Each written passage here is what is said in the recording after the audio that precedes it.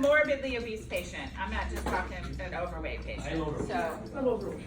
Obstructive sleep apnea. so Same. restriction.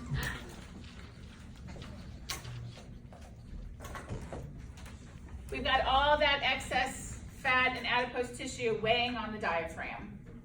So the big problem here is restriction.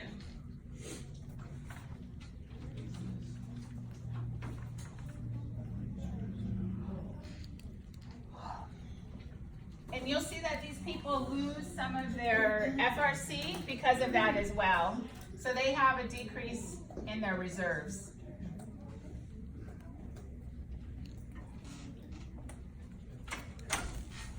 Functional residual capacity.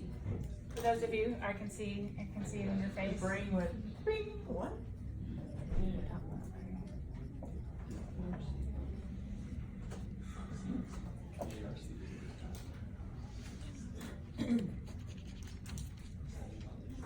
So that's the functional residual capacity is the residual volume, the part that can never be exhaled out unless it's pushed out. They lose some of the residual volume, and then the FRC, so it includes the residual volume, and it includes like what can be exhaled in a full maximal exhalation. So they lose their reserve because it's all pressed up. So the important thing that to remember is to ventilate to ideal body weight, not their actual weight. Just because they're huge doesn't mean their lungs got bigger. They did not. So really you can use either mode, ACBC or ACPC.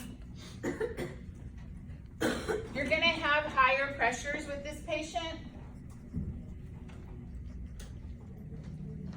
Higher pressures. And we need higher peaks.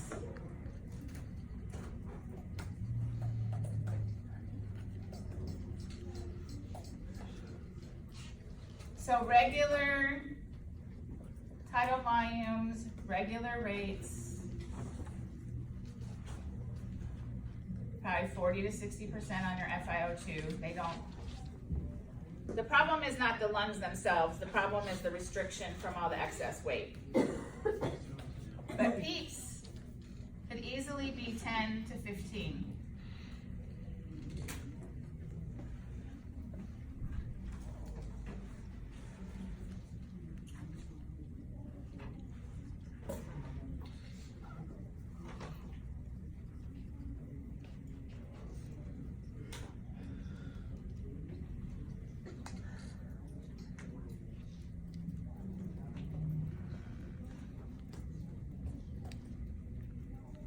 So you're going to have higher ventilating pressures overall. That's what I mean here. So your pips are going to be higher because you need that excess pressure just to get the air in, to force it in.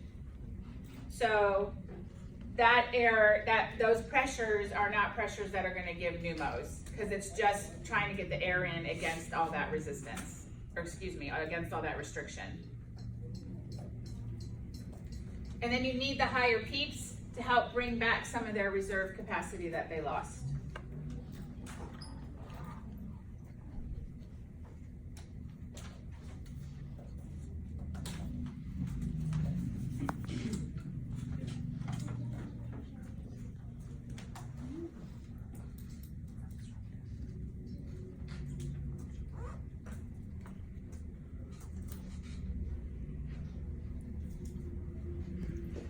Another thing that's very effective for this patient, like a COPDer, is BiPAP.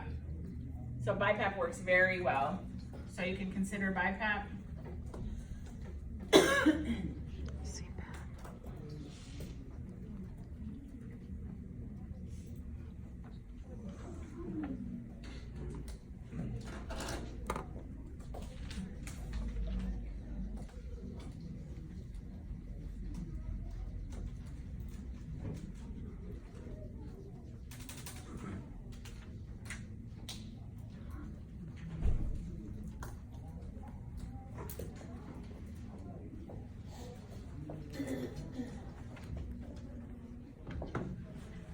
So the reason BiPAP works well is these patients develop what we call obesity hypoventilation syndrome. they're so overweight, they can't breathe, and so, they hypoventilate, and they will actually become chronic retainers like a COPD patient will, because of that chronic hypoventilation.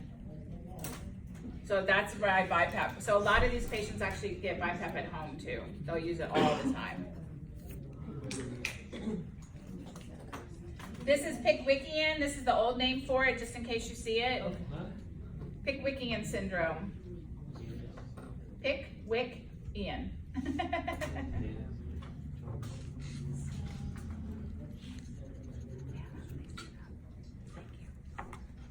So, BiPAP is very effective for them. Welcome.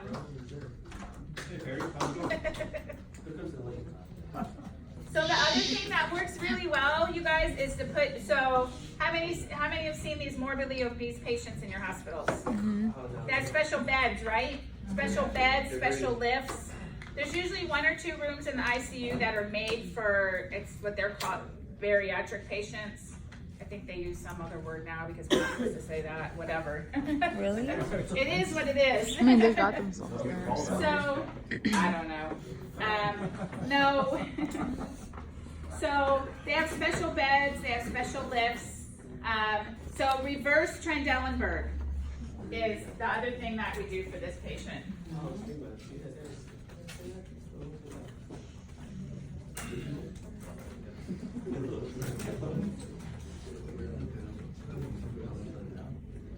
So, by putting them in reverse Trendelenburg, we put the feet down, head up.